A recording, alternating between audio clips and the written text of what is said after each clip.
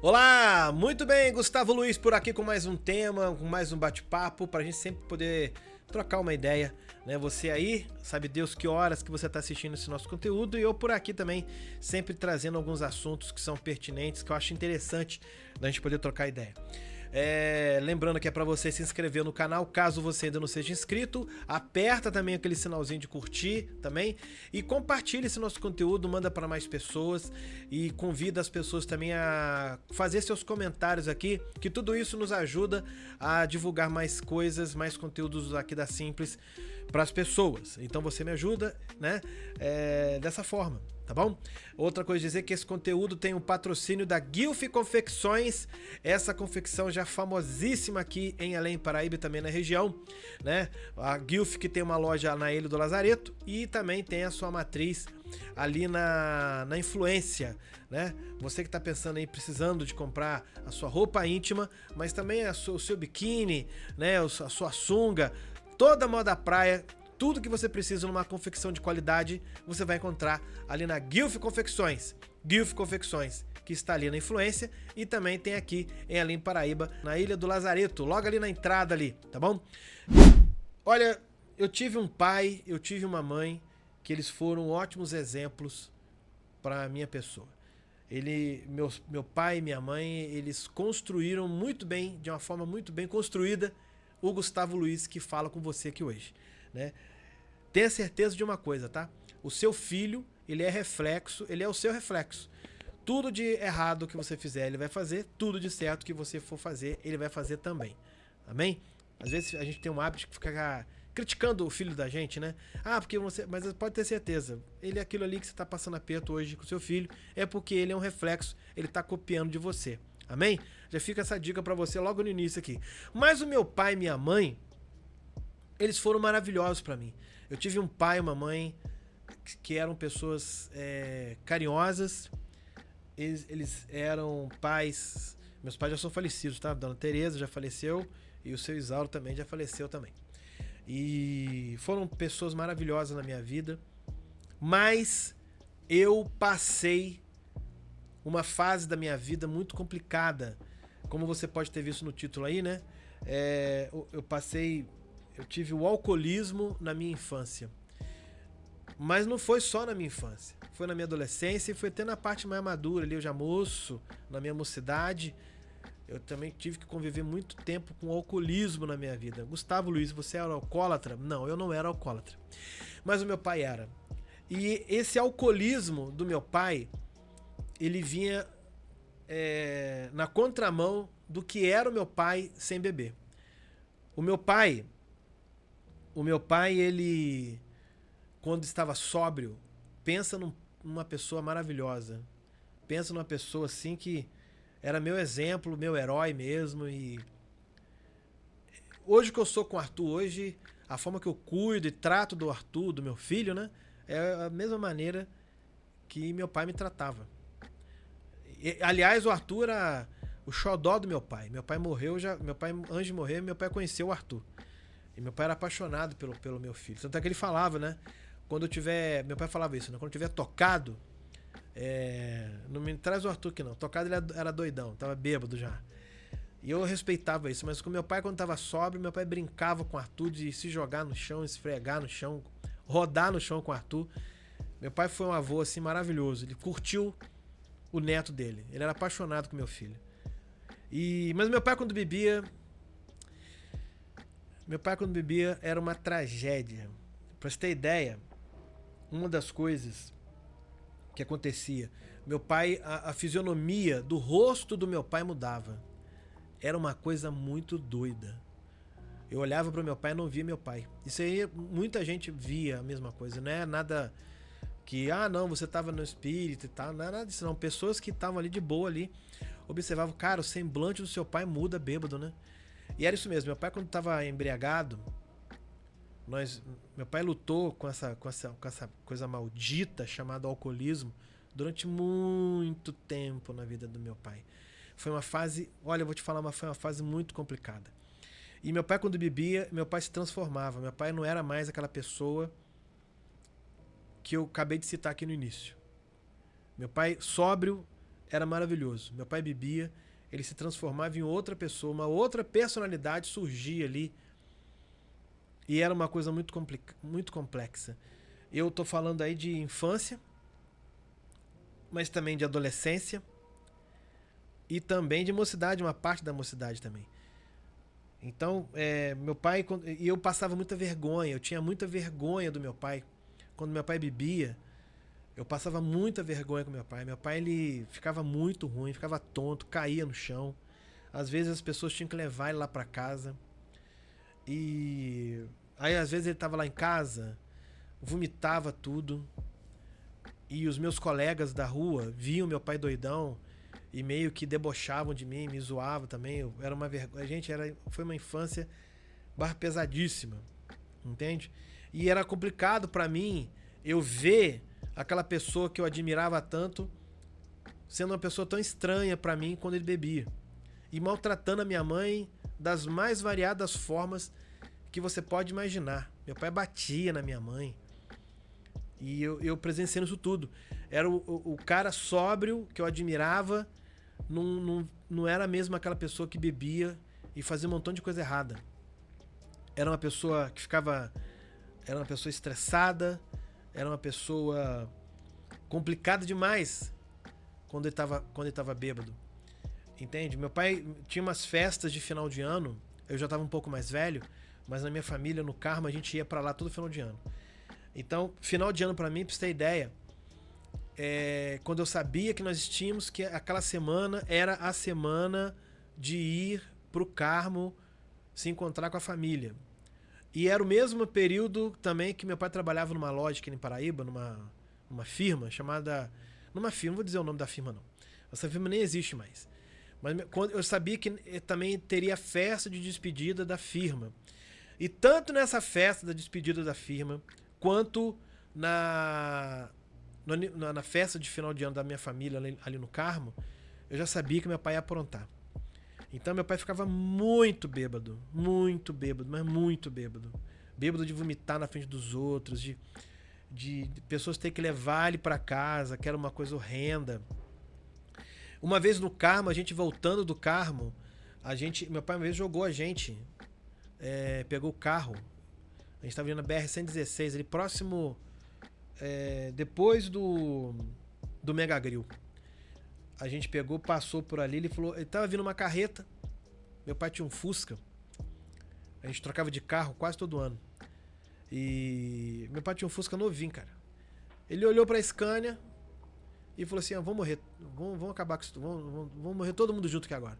Ele pegou o carro e jogou na direção do caminhão.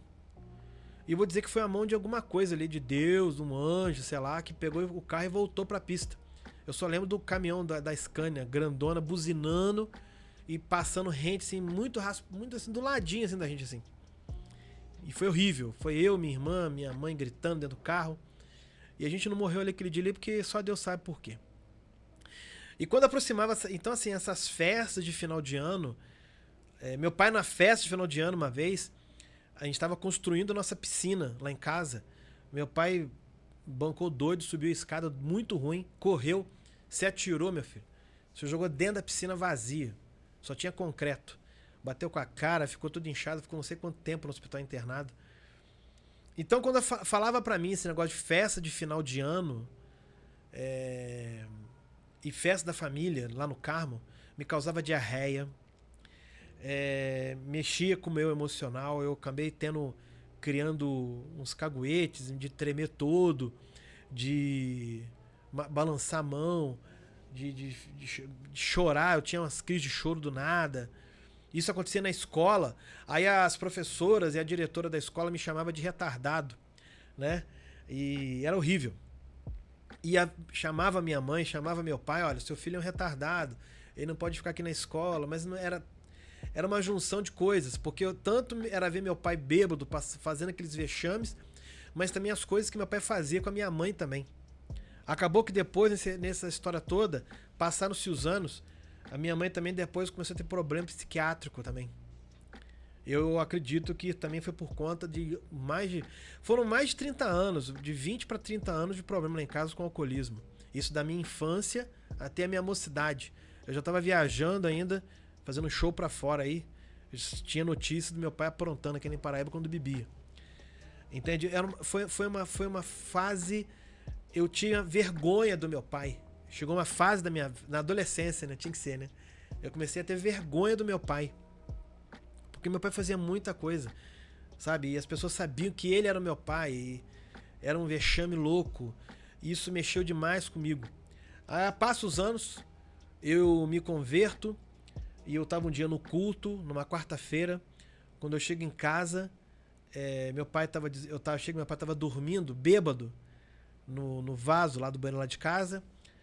Quando eu fui ver, eu já fui falando, ei pai, já tá de novo doidão aí, dormindo no vaso. Meu pai às vezes dormia no vaso, sabe, fazia as necessidades dele às vezes, assim, era uma coisa... Gente, o alcoolismo lá em casa causou muito problema. Ó, a nossa vida financeira acabou, e automaticamente, como o dinheiro acabou, os amigos também começaram a sumir também, que é clássico, né? Mas lá em casa tinha muita gente, o pessoal ia muito lá pra piscina, ficava lá tomando uma churrascada, enfim. Foi uma fase muito complicada. Foi uma fase muito complicada. A gente perdeu dinheiro. A nossa casa foi... Chegou um ponto da nossa casa ficar condenada pela Defesa Civil. Porque meu pai já não queria mais cuidar de nada. E o meu pai foi perdendo dinheiro. Eu lembro que a gente foi... Eu e minha irmã, a gente foi no banco depois que ele tinha morrido. Só tinha R$500 na conta dele só. E uma pessoa que... Pensa numa pessoa trabalhadora. Meu pai era uma pessoa honesta. Meu pai construiu a vida dele toda na honestidade, trabalhando. Meu pai era... Estou falando de boa. Era uma pessoa... Um exemplo para ser seguido nesse aspecto. Mas, infelizmente, ele foi vítima. Ele foi pego pelo tal do alcoolismo. E esse alcoolismo causou uma... Como diria minha mãe, né? O alcoolismo lá em casa causou uma desgraceira. Pintou a sapequeira. Minha mãe que falava isso. E tive ainda outra situação. Junto com o alcoolismo... Também tinha a questão da... Meu pai era uma pessoa muito promíscua. Meu pai traía minha mãe pra caramba. E as pessoas falavam muito isso pra mim também. Olha, você vai ser igual ao seu pai. Você vai ser um bebum e você vai ser um mulherengo igual seu pai é. E realmente tive uma fase da minha vida que eu me tornei isso mesmo. Mulherengo, me tornei um beberrão mesmo. E... Foi uma fase... Olha, eu vou te falar uma coisa. Esse alcoolismo do meu pai, ele causou... uma desgraceira muito grande lá em casa.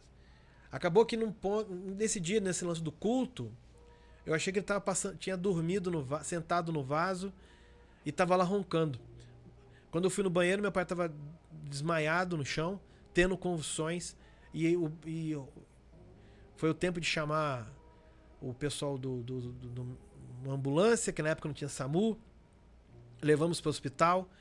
Foi acertado que ele teve um AVC hemorrágico e passaram-se 5 dias e ele veio a falecer. Ele foi derrotado pelo alcoolismo, né? Em resumo, foi isso. Olha, se você for me perguntar, beber é pecado? Não, beber não é pecado. Isso é uma discussão que a gente pode fazer no outro dia, numa outra situação. E você também pode colocar os seus comentários também aqui, nesse vídeo de hoje aqui. Mas beber não é pecado, não. A bebedeira é pecado. Não adianta nada ficar falando aí que beber é pecado, mas você vai para um evento e come igual sei lá, um esfomeado lá. Ser glutão, comer demais é pecado, beber demais é pecado. Tomar uma cerveja, tomar um vinho não é pecado. Tomar ali não é legal, não é problema. O problema realmente é a bebedeira, né? Mas Gustavo Luiz, você bebe hoje? A idade do meu filho tem 15 anos, mas agora, se Deus quiser, ele faz 16. Então são 16 anos que eu tô sem beber. Sem beber. Nessa história de alcoolismo, eu acabei também indo pras drogas. Acabei também se metendo com droga. Coisa que eu nunca paguei na minha vida, mas eu ganhava o meu pó, eu ganhava meu cigarro de maconha. Eu estou há 16 anos sem cheirar, 16 anos sem fumar maconha ou qualquer outra coisa, e 16 anos sem beber, sem tomar nenhum tipo de bebida alcoólica. A palavra de Deus, eu estava lendo aqui, meditando aqui, deixa eu ver o que eu acho aqui. Tá em 1 Coríntios, no capítulo 10, no versículo 23. Essa aqui é uma versão mais nova, tá? Alguns dizem, podemos fazer tudo o que queremos. Sim, nem tudo é bom. Aí na parte B do versículo falando assim, podemos fazer tudo o que queremos, mas nem tudo é útil. Algumas traduções falam que podemos, tudo pra gente é lícito, mas nem tudo nos convém. Eu penso o seguinte, ó, beber não é pecado, mas eu posso te dar um conselho? Você não sabe se você tem, né, uma leve queda para essa questão do alcoolismo na tua vida. Então, por que você vai mexer com isso? Né? Eu tô há 16, vamos colocar 16 anos, né? 16 anos sem fumar, sem cheirar e sem beber. Tô vivendo, emagreci, perdi peso, treino, cuido da minha saúde, durmo bem, como bem, me divirto. A qualidade de vida que eu ganhei vindo para Além Paraíba foi muito grande. Mas uma das coisas também que na minha vida que eu sou muito feliz é de não estar mais bebendo. 16 anos careta. Às vezes eu pego um vinho para colocar numa carne, que eu gosto, uma cozinha. Eu não sou cozinheiro não, né? Mas eu invento moda lá com alguém lá e preciso de que colocar uma carne no vinho, é legal, vamos lá, a gente põe. Mas beber mesmo assim, 16 anos. A verdade é essa. Tudo pra gente nessa vida é lícito. Tudo nessa vida pra gente é liberado. Mas nem tudo convém pra gente. Às vezes a bebida não convém na tua vida. E o conselho que eu te dou, não entra nessa de bebida alcoólica. Você que tá aí nesse vício, você de repente, eu tô te contando esses detalhes pra você aqui agora e você tá se vendo nessa situação. Hoje nós temos os Alcoólicos Anônimos. Alguns amigos do meu pai que tinham problema com a bebida alcoólica também, eles foram para os Alcoólicos Anônimos, eles estão vivos. E, infelizmente, meu pai perdeu essa guerra pro alcoolismo. Alguns amigos meus têm esse problema com o alcoolismo. Uns pararam de vez e outros não voltaram, e outros voltaram, infelizmente. Mas você pode procurar um alcoólico, os Alcoólicos Anônimos. Você pode procurar uma ajuda de uma igreja dessa da vida aí, uma católica, ou sei lá, uma evangélica, mas você pode e você consegue parar com essa bebida. Para você que tá aí e tem esse problema com a bebida alcoólica, você pode parar, você tem capacidade, eu acredito, eu tenho certeza que você pode parar de beber. Essa bebida, esse alcoolismo não é mais forte que você.